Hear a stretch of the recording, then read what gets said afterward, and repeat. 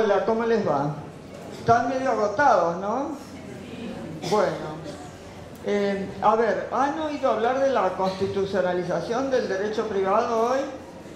¿Sí? ¿Lo salteamos entonces? ¿Seguimos adelante? Porque en realidad es importante recordar, ¿no es cierto?, que todos los códigos hasta ahora son directamente de derecho privado, pero no tienen incorporado ningún principio constitucional. Y ahora hay como una diferenciación por eso en este momento hay una diferenciación muy clara entre el derecho público y el derecho privado. Pero ya hace un tiempo, y digamos en los últimos 20 años podemos decir, ha empezado una nueva etapa en la cual el derecho constitucional está entremezclado con el derecho privado, de tal manera que está incorporado a algunos códigos, y sobre todo esto, especialmente en forma jurisprudencial, en todos los expedientes de derecho privado se está invocando, o se puede invocar reiteradamente, el derecho constitucional. Ya esto para ustedes, ¿no es cierto?, para la gente más grande, es como casi forzado, porque antes se entendía casi que la Constitución era como una declaración de principios, pero no era derecho.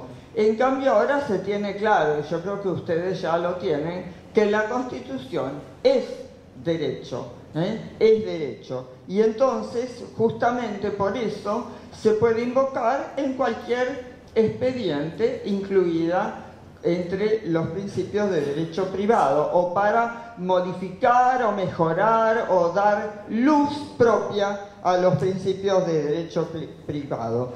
Entonces, dentro de esta constitucionalización, ustedes saben que desde el año 94 todas las convenciones de derechos humanos están incorporadas a la Constitución y en consecuencia son directamente derecho para nosotros, porque nuestro país es parte, y además estas convenciones están incorporadas a un nivel donde son igual a la Constitución, no están por debajo de la Constitución, son directamente derecho constitucional. Dentro de estos principios, ¿no es cierto?, por eso hay una novedosa democratización del derecho de familia. Ya no hay la familia donde la familia es la familia típica, ¿no es cierto?, donde está basada en el matrimonio y en el matrimonio único e indisoluble.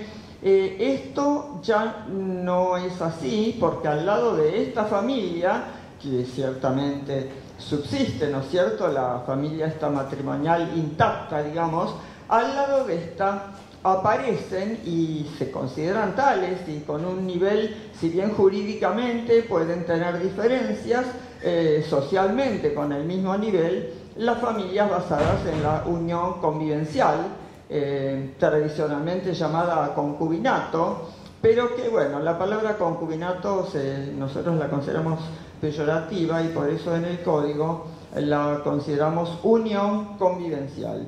Y entonces esta familia clásica, ¿no es cierto?, y hay familias monoparentales, y hay familias donde todo es democráticamente es familia para nosotros y para la sociedad en general. Ya se acabaron tanto las distinciones y discriminaciones.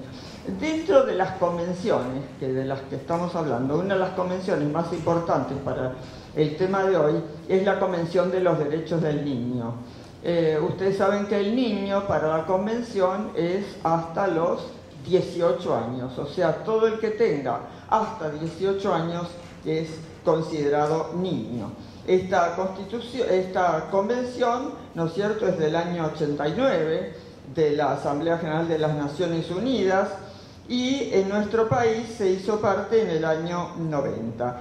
Tiene esta jerarquía superlativa, esta jerarquía constitucional directa dentro de nuestra Carta Magna. Entonces, cuando acá entonces ya se reemplaza, y esto es muy importante, un diferente patrón entre la relación de los derechos de los padres con la persona del hijo. Porque hasta entonces, o hasta que la convención aparece, el hijo en realidad es un objeto de protección, obviamente ahora también debe ser protegido, pero ahora es protegido y se lo considera como un sujeto de derechos. O sea, no hay una cosificación del niño donde el niño es un objeto sujeto a la voluntad de los padres y al poder de los padres, ¿no es cierto? Ahora el niño, como digo, el joven también, todos están directamente en un nivel de sujetos de derechos. Por eso ya hay una responsabilidad en la dirección del niño. El padre es los padres, ¿no es cierto? Cuando digo padres, padre, madre o tutores o quienes sean los mayores con quien vive el niño, los representantes.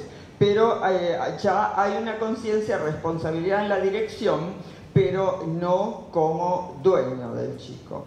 Entonces, esto está basado dentro de la Convención de los Derechos del Niño, básicamente en los artículos 3, 5, 12 y 18, donde se habla especialmente en el artículo 3 del interés superior del niño. En el Código lo tenemos incorporado y reiterado y vuelto a poner en todas las instituciones, o sea, no lo ponemos solamente una vez en el título preliminar al interés superior del niño, no. En cada figura donde estamos hablando de los menores, de las personas menores, porque ahora no son solo menores, son personas menores, porque hay que considerarlos tales, personas como sujetos de derecho, estamos mencionando otra vez el interés superior del niño.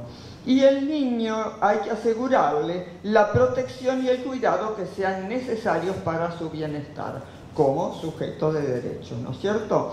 Después, el artículo 5 dice que los estados parte, porque también ciertamente que la Convención trae obligaciones para los estados, básicamente, respetarán las responsabilidades, los derechos y los deberes de los padres o de los miembros de la familia ampliada. Acá se da un concepto más amplio de familia, donde no es solo los padres, sino que todos los que conviven en distintos niveles, todos están en estas consideraciones de la familia ampliada. Entonces, en consonancia con la evolución de las facultades, esto es muy, muy importante, porque de acuerdo al artículo 12, lo que importa es que el niño hay que considerarlo siempre cuando esté en condiciones de formarse un juicio y expresar una opinión libremente. Entonces hay que escucharlo y hay que considerar esta opinión, porque una cosa es oírlo y hacer lo que uno quiere, y otra cosa es considerar la opinión. Considerar la opinión no quiere decir cumplir con los deseos del niño, pero hay que considerar la opinión en consonancia con la evolución de sus facultades. Esto es muy importante, porque antes se consideraba, bueno, de 0 a 18 no tiene ninguna capacidad, o de 0 a 21, ¿no es cierto? La edad que fuera la mayoría era 22 antes. En cambio, bueno, ahora va teniendo facultades de acuerdo a la madurez y a la evolución. Entonces, cuando pueda expresar la opinión, se tiene en cuenta en función de la edad y madurez del niño, que siempre tenga oportunidad de ser escuchado, y además que hay que prestarle entonces la asistencia adecuada de acuerdo al interés superior del niño. Esto se vuelve a repetir en algunos artículos de la Convención, que es casi, bueno, tal vez reiterativo, pero también para que no quede lugar a duda que están obligados los estados, que están obligados los padres, que está obligada la sociedad. Y por eso hay un cambio de paradigma, y ya no se habla más de patria potestad. Ya en el Código se habla de responsabilidad parental. Es decir, eso no es solo un cambio de palabras, porque claro, uno parece, bueno, está bien, le cambia las palabras, pero no es esto, porque justamente se considera entonces que no es de 0 a 18 que tiene ningún derecho y de golpe tiene todos, o algunos, sino que de acuerdo a las diferentes edades, y ahora también ya un poco esto va existiendo, ¿no es cierto? Hay edad para conducir, hay edad para ser eventualmente, según los países, llamado a las Fuerzas Armadas, hay edad para comprar alcohol. Bueno, hay distintas edades y hay además, inclusive a veces, debates donde había, solamente ahora no tanto, pero había una diferente edad para hacer las cosas o para tener capacidad diferente para los varones y para las mujeres. Entonces, ya con este rechazo de la cosificación del menor, cambiamos con este paradigma y acá entonces las políticas públicas cambian. Las políticas, y entonces ya el padre con el niño tiene deberes y derechos recíprocos. Entonces, es un sujeto titular, de acuerdo a esto, pero con deberes y derechos recíprocos. Hay derechos frente al padre, se pueden reclamar derechos del padre, y entonces, porque no hay que confundir el interés del menor con el interés de la familia. Ciertamente que el interés familiar se considera, pero la persona es independiente de la familia en el sentido que es él mismo es sujeto, no solo en esta inclusión en la familia, ¿no es cierto? Entonces, cuando se contraponga el interés del menor con el interés de la familia, prevalece, porque es más importante, el interés de la familia. Entonces, la vinculación de los derechos civiles, constitucionales y el ordenamiento civil común está basado, y hay que verlo a la luz de estos principios básicos. El poder legislativo, entonces, en todos los países, tiene que incluir en toda la legislación todos los principios constitucionales y todos los principios de las convenciones, porque las convenciones, desde el punto de vista internacional, se consideran a nivel superior que las leyes, y a nivel inclusive dentro de las convenciones hay dos tipos de convenciones, y las convenciones de derechos humanos por encima de las otras convenciones. Y entonces, lo que tienen que hacer los poderes legislativos es incluir todo lo que está en las convenciones o los derechos, plasmarlos directamente en la legislación. Es cierto que hay convenciones que son inmediatamente operativas y otras que no tanto, pero de cualquier manera, aún las que sean operativas necesitan un cierto mínimo nivel de reglamentación en la ley. Entonces hay que incluirlas en la ley. Entonces, cuando hablamos de patria potestad y responsabilidad parental, parece que fuera lo mismo, porque claro, se dice hasta ahora, en este momento, que la patria potestad es el conjunto de deberes y derechos que corresponden a los padres o de las personas y bienes de los hijos para su protección y formación integral desde la concepción de estos y mientras sean menores de edad hasta que no se hayan emancipado. Y en realidad, respecto de la responsabilidad parental, decimos casi lo mismo. La responsabilidad parental es el conjunto de deberes y derechos que corresponden a los progenitores sobre la persona y bienes del hijo para su protección, desarrollo y formación integral. Se agregan estas palabras, que no es poco porque son conceptos muy importantes. Pero además, esto está en el artículo 638, pero el artículo siguiente especialmente introduce en el Código los principios generales de la patria potestad. Y entonces se introducen como que la responsabilidad parental se rige por los siguientes principios: por el interés superior del niño, por la autonomía progresiva del hijo, y entonces a mayor autonomía disminuye la representación de los progenitores y el menor puede ejercer sus derechos propios, y C, que el derecho del niño a ser oído y a que su opinión sea tenida en cuenta según la edad y el grado de madurez. Entonces, fíjense que ya en la propia Constitución hay una división de los menores. La división está dada porque hay un régimen donde en la propia Constitución se prevalecen los menores hasta la finalización de la enseñanza elemental. Y el propio artículo 75, inciso 23, se refiere a esta diferencia, donde hay que proteger a los niños, al niño en situación de desamparo, pero especialmente hasta la finalización del periodo de la enseñanza elemental. Así que los que aún sean menores de ustedes están un poco menos protegidos. Pero bueno, acá en el código, y acá es una división importante, nosotros clasificamos a los menores en niños y adolescentes, y desde los 13 años, entonces, de sancionarse el código, que probablemente se sancione antes de fin de año, de acuerdo a lo que está previsto, el adolescente, entonces, se denomina adolescente el que cumplió 13 años. Esta edad, entonces, es un proceso de transformación, de búsqueda de independencia, desde los 13 años, porque antes de los 13 años uno conoce solo al padre, a los hermanos, tiene los amigos que le eligen los padres, pero bueno, después de los 13 años ya tiene vida propia, elige los amigos, los compañeros. Hay algo interesante con el apellido de los hijos, porque en el código, ahora ¿cuál es el apellido? En este momento va primero el apellido del padre y eventualmente se puede agregar el apellido de la madre. Bueno, en el proyecto de código es indistinto. El menor puede entonces ser nombrado, digamos, o anotado con el apellido del padre o con el apellido de la madre. Y el segundo apellido puede ser el del otro, con o sin el otro apellido, ¿no es cierto? Los derechos de las mujeres empiezan a tener consideración sin discriminación. Entonces, si es que no se ponen de acuerdo los padres cuál va primero, ¿qué se hace? Un sorteo en el registro civil. ¿Qué les parece? Bueno, así que si no se ponen de acuerdo, se sortea en el registro civil cuál apellido va primero o si va un solo apellido. Ahora, suponiendo que haya un hijo, normalmente el extramatrimonial, que entonces tiene un solo apellido, del que lo reconoce primero, cuando aparece el otro y lo reconoce, bueno, a veces también, porque podría ir igual primero el apellido del otro.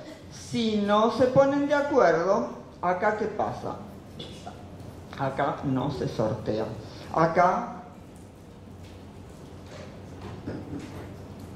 decide el juez.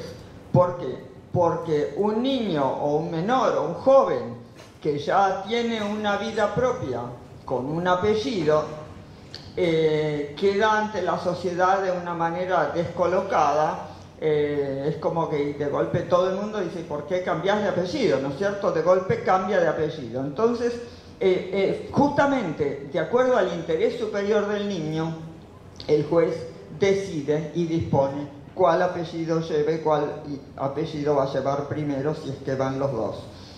Y cuando ya acuerdan, esto también es muy importante, cuando ya hay un apellido o una combinación de apellidos de un hijo, de una familia, todos los hermanos van con el mismo apellido. No se puede decir, bueno, a este le ponemos primero tu apellido, después al otro le ponemos primero mi apellido. No, todos los hermanos llevan el mismo apellido, justamente para dar una idea de grupo familiar, ¿no es cierto? Bueno, la aptitud para el ejercicio de los derechos, acá hay novedades con los derechos sobre el propio cuerpo, porque en principio, bueno, los menores actúan a través de sus representantes legales, pero ya cuando tienen edad y grado de madurez suficiente, como dijimos, van actuando en actos que les son permitidos. Y a partir de los 13, o sea, ya cuando es adolescente, y hasta los 16, el menor o la persona menor puede decidir en tratamientos no invasivos y en tratamientos que no lleven peligro a la salud o a la vida. Y desde los 16 hasta los 18 se lo considera como si fuera mayor. O sea, directamente desde los 16 a los 18 puede decidir sobre cualquier tratamiento, aun cuando tenga riesgo grave. Bueno, muchos van a consultar con los padres, van a tratar, pero también cada uno se va llevando bien o mal con los padres según los momentos. Todo esto del derecho sobre el propio cuerpo nace básicamente en Inglaterra, en el año 85. Ahí lo que se había sacado era una disposición del Ministerio de Salud por el cual los médicos podían dar informaciones sobre tratamientos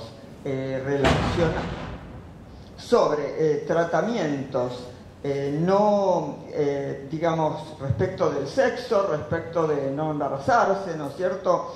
Las autoridades sanitarias entonces habían puesto una disposición por la cual, aún antes de los 16 años, los médicos podían tratar de informar directamente a la persona, que era la niña normalmente, que preguntaba sobre modos de no embarazarse. Esto, decía que los médicos debían tratar de que vinieran los padres, debían tratar de persuadir de que vinieran los padres, pero estaba considerado que el secreto profesional se aplica también a un menor de 16 años. Entonces el principio de confidencialidad médico-paciente está relacionado también con estas personas, ¿no es cierto? Esto es importante porque, claro, pueden, los riesgos, digamos, de no hacer participar a los padres permiten no solo, embarazarse o tener, riesgos de enfermedades sexuales y otro tipo de enfermedades, eventualmente llegar a abortos, etc. Acá una señora, Gillick, esto es el caso Gillick se llama, que tenía 5 hijas mujeres menores de 16 años, le envió una carta al Ministerio de Salud pidiendo que a las hijas de ella ni se les diera tratamiento, ni se les informara, ni se dijera nada sobre métodos anticonceptivos sin su conocimiento y sin su consentimiento. Bueno, el Ministerio de Salud se negó, dijo que esto no lo podía hacer, y entonces empezó el juicio. Esta señora, el juicio llegó a la Cámara de los Lores, ¿no es cierto?, en todas las instancias, donde fue ganando, perdiendo, pero llegó a la Cámara de los Lores. Y la Cámara de los Lores, que es el tribunal máximo, ahora hay Corte Suprema, pero en esa época, hace muy poco que hay Corte Suprema en Inglaterra, ¿no es cierto?, antes el último tribunal era la Cámara de los Lores. Entonces, la Cámara de los Lores decidió que se podía entonces considerar y hacer este tratamiento sin participación de los padres, aunque habría que tratar de que participaran los padres, pero que se podía hacer sin que el médico estuviera expuesto o sea, era legalmente admisible, porque antes, si no, el médico podía estar sujeto a castigos, ¿no es cierto?, a responsabilidades profesionales por dar este tratamiento o esta información cuando no hubiera sido en la edad. Frente a esto, entonces, cuando se decidió que se podía tratar esto y que está cubierto por el secreto profesional, se empezó a hablar del menor Gillick competent, o sea, la palabra competente, que inclusive en muchos libros acá se traduce por competencia del menor, pero bueno, nosotros en el código no hablamos de competencia, porque la competencia da idea de una justa deportiva, o, ¿no es cierto?, no de una persona que tiene aptitud. Entonces, en nuestro código se habla de aptitudes para diversas cosas. Entonces, frente a esto se consideró, porque claro, se dijo expresamente que muchas veces los menores no hablan con los padres sobre temas sexuales, y si el médico no tenía derecho a asesorar, los menores no iban a consultar, se corría el riesgo de que no consultaran, de que se embarazaran, de que se expusieran a enfermedades, de que se embarazaran. Entonces, también, claro, tendrían que recomendar la abstinencia, pero como no se podía razonablemente esperar tal abstinencia de la relación sexual, entonces había que dar toda la información y la recomendación adecuada. Que el médico, si bien se dice, bueno, los padres son los mejores jueces de lo que puede ser mejor para el hijo, pero muchas veces el médico en estos casos es mejor juez. Y entonces el médico, en el mejor interés del menor, de la niña, sobre todo en estas materias, tiene el poder para dar estas decisiones. Nosotros entonces esto lo hemos considerado, o sea, esto después se fue tomando en el mundo, lo hemos considerado en el código, por eso damos esta edad para temas médicos, ¿no es cierto?, de los 13 a los 16 y después de los 16 a 18 la plena aptitud para expresar los deseos, pero hay casos, y esto también ha habido casos jurisprudenciales en Inglaterra, nosotros no ponemos excepción, pero lo cierto es que siempre puede haber un padre que acuda al juez si es que el menor está en una situación donde por enfermedad toma decisiones muy inadecuadas. Por ejemplo, hay una enfermedad, que esto dio un caso, ¿no es cierto?, que es la anorexia. Entonces la anorexia hace que la persona no coma hasta llegar a la inanición, y entonces mueren las chicas en la edad de la adolescencia. Bueno, es frecuente, no es que sean tantas, pero ocurre más de una vez, y esto en todo el mundo, que se dejan morir pensando que están más lindas, más flacas, más flacas. Frente a esto, en estos casos hay que pensar que el padre puede acudir al juez y que el juez decidirá qué es lo mejor del caso. Y con esto, este es un ejemplo cualquiera, pero hay muchas otras enfermedades. Después, el menor con título profesional, esto es igual que el código actual, ¿no es cierto? El que ha obtenido título puede ejercer la profesión con este título habilitante, y ahí, además, esto lo hemos agregado expresamente, administra y dispone de los bienes adquiridos, puede estar en juicio, etc. Después tenemos la emancipación por matrimonio. En realidad ha cambiado la edad mínima para casarse. En un momento era de 12 para las muy chicas y 14 para los varones. Esto era en la época del código, siguiendo el derecho canónico. El derecho canónico en el año 17 se modernizó un poco y pasó de 14 para los varones, y 16 para las chicas, porque no, al revés, siempre se exige más edad para los varones en esto, porque se considera que las chicas maduran más rápido, y sobre todo sexualmente maduran más rápido. Entonces, bueno, cuando apareció el nuevo sistema canónico, también acá se reformó el código. Después la ley 23.515 mantuvo una diferencia, pero puso a la mujer a los 16 y al hombre a los 18 como edad para casarse.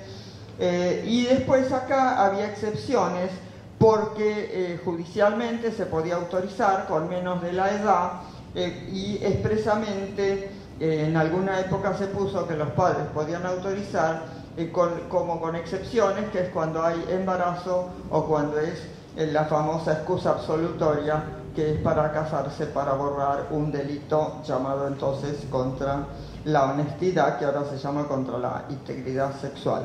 Entonces, el juez, en una audiencia personal con los menores que pretenden casarse y con los padres, los representantes legales, decidía esto. La ley, y después, desde los 18 hasta los 21, que todavía estaba la mayoría de edad a los 21, el menor, entonces, ahí sí la autorización era paterna, o sea, menos de 18 autorización judicial, más de 18 autorización paterna.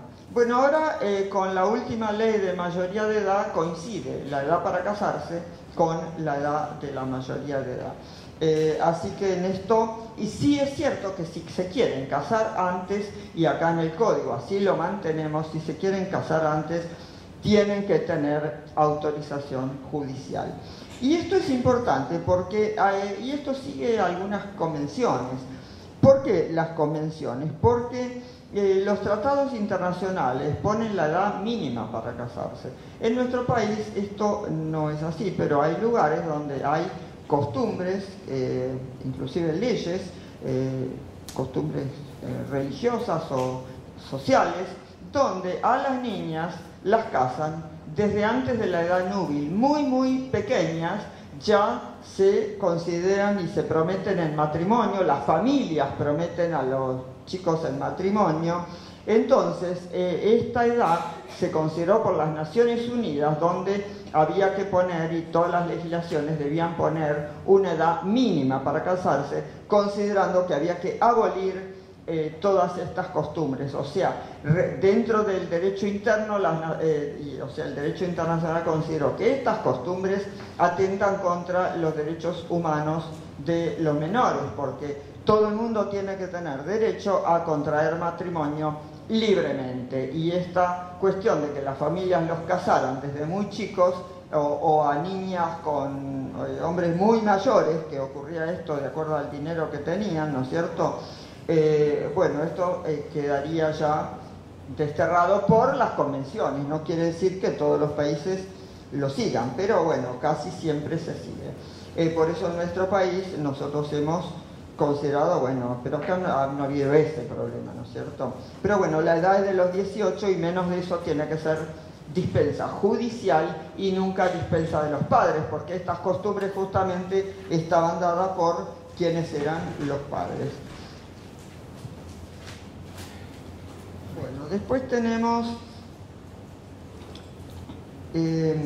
otro tema, ¿no es cierto? Estamos tratando de ir más o menos rápido porque yo veo que están calzados, ¿no es cierto? Bueno, que cuando, o sea, son representantes, ¿no es cierto?, los padres, los tutores, etcétera. Pero es muy importante en el Código la actuación del Ministerio Público. El Ministerio Público sería la Defensoría de Menores o la Defensoría de Incapaces, donde, bueno, actuaría junto con el menor en forma complementaria con los padres, como ahora. Y además, principal, y esto se explicita, yo cuando era asesora de menores tuve un caso donde yo tuve que actuar, digamos, en contra de los padres y como por interés del menor, pero esto no estaba en ningún código, pero bueno, lo logré. Pero acá, expresamente, cuando esté comprometido el interés del menor por inacción de los representantes, cuando el objeto es exigir el cumplimiento de los deberes de los representantes, y además, en casos extrajudiciales, cuando, y esto para cumplir los derechos económicos, sociales y culturales, cuando hay inacción de las autoridades legales o de los padres. Por ejemplo, los derechos económicos, sociales y culturales son los derechos a alimentos, ¿no es cierto?, los derechos a vivienda, por ejemplo, el derecho a la salud. Entonces, nosotros en el Código el derecho a la vivienda lo tenemos muy considerado, y especialmente el rol de los menores cuando está así, y el rol del asesor de menores o el representante de los incapaces, el Ministerio Público de la Defensa sería ahora el nombre, donde cuando hay que, por ejemplo, inscribir un inmueble afectado, algo parecido al bien de familia tenemos nosotros, pero no lo llamamos en el bien de familia porque aún una persona sola sin familia puede inscribirlo, y además quienes están en unión convivencial, etcétera, son familias, pero a veces también puede haber quien se quede solo. Bueno, hay distintas situaciones, por ejemplo, todos los condóminos, aunque no sean parientes, también lo pueden inscribir, o sea, es un concepto más amplio de esta afectación. Pero bueno, cuando hay beneficiarios incapaces, entonces el Ministerio Público puede exigir la inscripción, inclusive donde el juez puede, en caso de divorcio o fin de la unión convivencial, inscribir el bien, y eso lo puede hacer de oficio o a pedido del Ministerio Público. Y dentro de los efectos de la afectación, ahora es solamente por, bueno, impuestos, gastos del propio inmueble, agregamos nosotros las obligaciones alimentarias a cargo del titular a favor de los hijos menores. O sea, se puede levantar este bien de familia o esta afectación justamente para pagar alimentos de los hijos menores, porque ahora si está un inmueble afectado a bien de familia, aunque deba alimentos, esto no es causal de levantar el bien de familia y de poder rematar el inmueble y cancelar la inscripción. Bueno, en materia de alimentos, los alimentos tienen toda la extensión ahora explícita en el Código, ¿no es cierto?, que incluye bueno, todo de acuerdo a la condición, manutención, educación, esparcimiento, vestimenta, habitación, asistencia, gastos por enfermedad y todos los gastos para adquirir una profesión o oficio. Los alimentos, y esto escuchen porque acá habrá pocos menores de 18, pero para los menores de 21 se extiende ahora, aunque sean mayores de edad, se extiende la obligación alimentaria de los padres. Esto está en el Código actual, pero ahora se explicita que el que tiene que probar que no hay necesidad es el padre, porque ahora, como está un poco dudoso, se entiende a veces que es mayor de edad y entonces el chico tiene que demostrar que necesita. Bueno, acá no, el padre tiene que demostrar que el hijo no necesita los alimentos, lo que generalmente va a ser medio difícil.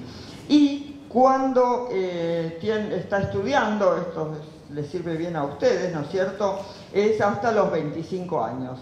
Pero en estos casos, ahí sí, ya el menor tiene que demostrar la necesidad de esta, digamos, de esta colaboración alimentaria. Esto puede ser solicitado por el propio hijo o por el otro progenitor. Este dinero de alimentos puede ya, como es mayor, ser administrado por el hijo y gastado por el hijo él mismo. Bueno, cuando el hijo no está reconocido todavía durante el juicio de filiación, ya se pueden pedir alimentos contra el supuesto padre, contra quien se dice que es el padre. A la mujer embarazada también tiene derecho a alimentos directamente durante el embarazo. Después tenemos el caso de que los progenitores afines, que esto no existe ahora en el Código actual. Cuando una familia convive, muchas veces en la nueva convivencia o en un segundo matrimonio hay hijos de los dos. Entonces, los hijos de los dos comen de la misma mesa. Y esto entonces en el Código está explicitado que hay obligaciones respecto de los afines, o sea, de los hijos del otro, como si fuera de los propios hijos, estén casados o sea una unión convivencial. Y esto es importante, subsiste esta obligación alimentaria aún después de roto el matrimonio o la pareja por un tiempo breve, por un periodo, o sea, temporariamente, cuando hace falta y cuando se demuestra que el menor, esto es para el menor, ¿no es cierto?, quedaría en una situación muy desamparada, porque hay uno que paga, se pelean los padres y queda totalmente desamparado un menor. Bueno, el juez ordena que subsista el pago de alimentos por un buen periodo de tiempo, también de acuerdo al tiempo que duró la convivencia. Bueno, el juez considera de acuerdo a su leal saber y entender. Y bueno, me parece que, a ver, hay un tema más que queríamos ver de la responsabilidad parental, que es cuando son los progenitores adolescentes. O sea, los propios padres son adolescentes. En este momento el que tiene la patria potestad es el padre de estos hijos adolescentes. O sea, el que es el abuelo es patria potestad, o bueno, las responsabilidades parentales o la ahora llamada patria potestad sobre su hijo y a su vez sobre su nieto. En nosotros entonces consideramos que el progenitor adolescente tiene todos los derechos de crianza de su propio hijo y puede entonces hacer todo lo necesario dentro que sus propios padres, progenitores, pueden oponerse cuando se considere que el adolescente está haciendo algo perjudicial o omitiendo hacer algo que es necesario para el menor. Y cuando hay ciertos tratamientos muy graves, o por ejemplo, por decir, dar al niño en adopción, o alguna cosa muy grave, intervenciones quirúrgicas de alto riesgo, ahí tiene que integrarse con la voluntad de alguno de los padres de estos progenitores adolescentes. Bueno, después ponemos explícita directamente con estas palabras la prohibición de malos tratos. Parece que esto fuera innecesario, pero la verdad que no es innecesario, porque hay muchos malos tratos y acá el padre por el hijo se prohíbe absolutamente todo castigo corporal que menoscabe psíquica o físicamente al hijo. Algo importante es la derogación del usufructo paterno.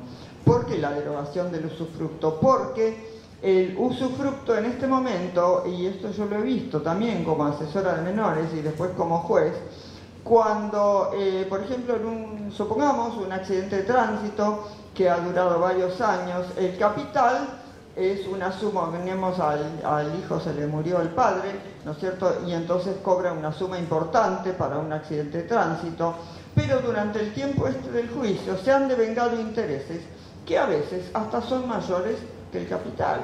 Y con el usufructo paterno, entonces el capital es del hijo, pero todos los intereses son del padre, que además no, o sea, los usa para lo que quiere, son de propiedad del padre. Bueno, esto ha quedado en nuestro código abolido, el usufructo paterno, solamente, o sea, es todo del hijo y solamente se puede usar este dinero en beneficio del hijo y demostrando judicialmente la necesidad de usarlo aparte de los propios bienes del padre, que normalmente son los bienes del padre los que se usan para alimentos y manutención del hijo. O sea, esta derogación es algo fundamental en beneficio del hijo. Y bueno, por hoy los dejo así porque me parece que estamos todos muy cansados, así que bueno, muy bien, concluimos con algunas cosas.